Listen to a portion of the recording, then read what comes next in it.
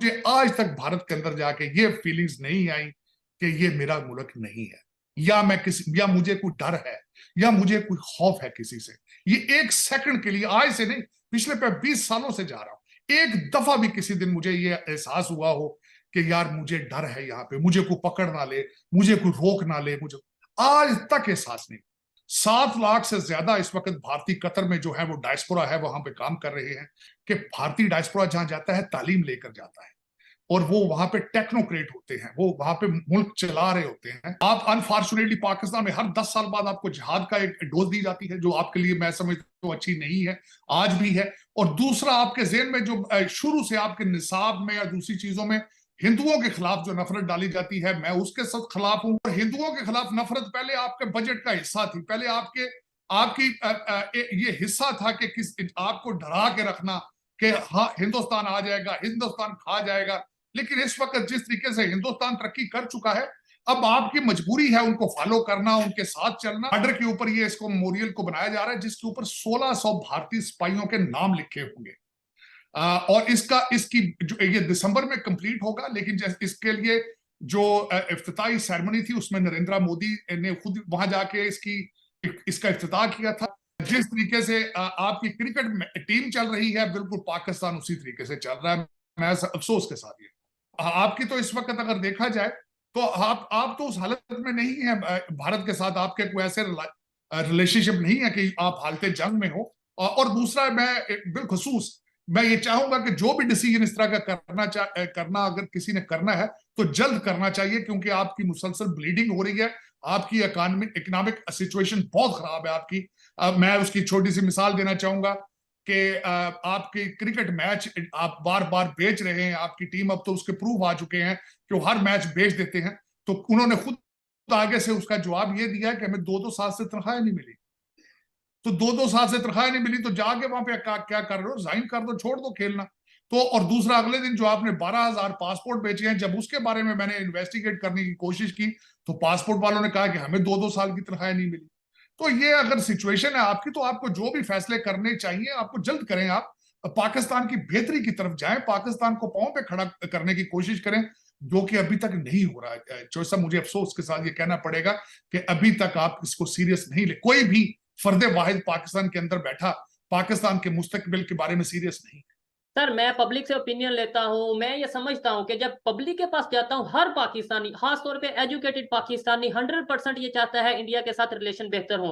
इसी तरीके से मैं ये समझता हूं शायद हमारे पॉलिटिशियंस भी ये चाहते हैं रिलेशन बेहतर हो। लेकिन डर सबको लग रहा है कि भाई बड़ी बड़ी स्टेटमेंट दे चुके हैं, चाहे शेख रशीद हो, चाहे इमरान खान हो, चाहे नवाज शरीफ हो, चाहे शहबाज शरीफ हो, या कोई भी हमारा पॉलिटिशियन बड़ा फवाद चौधरी हो, तो वो स्टेटमेंट्स ऐसी दे चुके हैं, ऐसी भड़के मार चुके हैं कि अब हम रिलेशन बेहतर करने की तरफ या आगे हाथ बढ़ाने की तरफ जब जाएंगे तो सोचेंगे कि यार पास्ट में तो हम इतनी बड़ी बड़ी बातें कर चुके हैं, अब कैसे हाथ बढ़ाएं। शायद ये एक शर्म का जो मतलब ये है कि हेजिटेशन का भी फैक्टर आ रहा है कि भाई कौन बढ़ाए, कैसे हम बात करें, पब्लिक हमारे अगेंस्ट ना हो जाए, क्योंकि 76 साल हमने नफरतें बेची हैं। आज अगर हम मोहब्बत की बात करेंगे, रिलेशन की बात करेंगे, तो पब्लिक ये कहेगी कि 76 साल आप क्यों हमें नफरतों के पीछे लगाए रखे थे।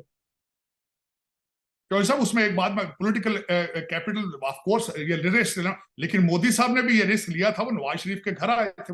हाँ बिल्कुल। तो ये रिस्क तो लेना पड़ता है, जो लीडर होते हैं वो रिस्क लेते हैं, कौम के मुफाद में लोग रिस्क लेते हैं।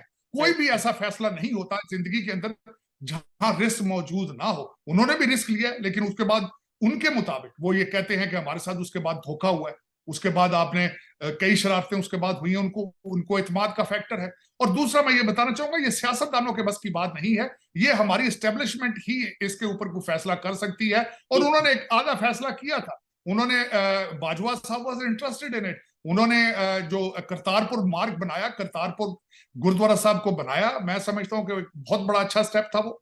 और उसको हामिद मीर साहब ने भी ये मजीद कैपिटलाइज खबर के करना ऊपर बात चाहिए। की थी। उन्होंने भी ये बोला था कि शायद Indian prime minister Narendra Modi साहब पाकिस्तान के विजिट को आने वाले थे, बलोचिस्तान में जो मंदिर है हंगलाज माता मंदिर, वहां का विजिट था या इस तरीके से विजिट था।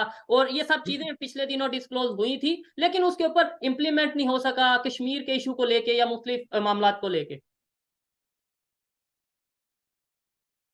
बिल्कुल, बिल्कुल, ये मैं खुद इसमें समझता हूँ। यूएई के अंदर इंडिया के एनएसए और हमारे उस वक्त के जो आईएसआई के जो हेड थे, उनके दरमियान बैकडोर चैनल डिप्लोमेसी के ऊपर बातें होती रही हैं। उनका दौरा तय था, लेकिन बाद में जिस तरह मैंने आपको बताया कि दुख के साथ कि पाकिस्तान एक स्टेप आगे जाता है फिर 2 स्टेप पीछे आ जाता है, वो ज्यादती है। इनको चाहिए, और आपके मुल्की मुफाद में है, आपके इस वक्त मुल्की मुफाद में है कि आपको किसी कंट्री के साथ अपने रिलेशनशिप जो है वो टेंस नहीं रख सकते। अफगानिस्तान से भी, ईरान के साथ भी, चाइना के साथ भी, जब तक आप अपने पड़ोसियों से रिलेशनशिप जो है और ट्रेड नहीं करेंगे, आप तरक्की क्या करना, सर्वाइव ही नहीं कर पाएंगे। और इस वक्त आपके बहुत बुरे हालात हैं चौधरी साहब, अगर देखा जाए तो आपके बहुत बुरे, फाइनेंशियली आपके हालात बहुत बुरे हैं, और उसमें सबसे ज्यादा रोल करप्शन का है। मैं बार बार ये कहता हूं, पाकिस्तान एक गरीब मुल्क नहीं है, पाकिस्तान एक करप्ट कंट्री है।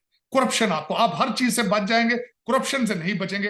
अभी भी आपके अफसरान, आपके जो वो ब्रिटिश एजेंट हैं जो गोरे छोड़ के आए थे, वो अपनी करप्शन डॉलरों और पाउंडों में कर रहे हैं, और यही ब्लीडिंग है, यही अलमिया है पाकिस्तान। इंदौर में मुझे यही लगता है, जिस तरह Indore is my second home, लेकिन उसमें ये मैं बताना चाहूंगा, जब मैं सरकारी डेलीगेशंस के साथ कई दफा गया हूं, जिसमें मैं वाहिद मुसलमान अमेरिकन होता था डेलीगेशंस में, और मैं हमेशा सिर्फ इस चीज को फील करने के लिए कि रिएक्शन क्या आता है, मैंने कभी नहीं किसी को बताया कि हम अमेरिकन, मैं बताता था हम पाकिस्तानी। और आप सोच नहीं सकते कि उनका सडनली बिहेवियर चेंज हो जाता था। दोस्तों, मुझे उम्मीद है कि ये वीडियो आपको पसंद आया होगा। वीडियो पसंद है तो प्लीज़ हमारे YouTube चैनल को जरूर सब्सक्राइब कीजिए। इसी प्रकार का भविष्य में वीडियो देखने के लिए चैनल को सब्सक्राइब कीजिए। हमारे इस YouTube चैनल पे आपको इससे भी ज़्यादा इंटरेस्टिंग वीडियो भविष्य में देखने को मिलता रहेगा। तो प्लीज़ हमारे YouTube चैनल सोच टाइम्स को सब्सक्राइब कीजिए, वीडियो को लाइक कीजिए, इस वीडियो को अपने दोस्तों के साथ जरूर शेयर कीजिए। नमस्कार, फिर मिलेंगे अगले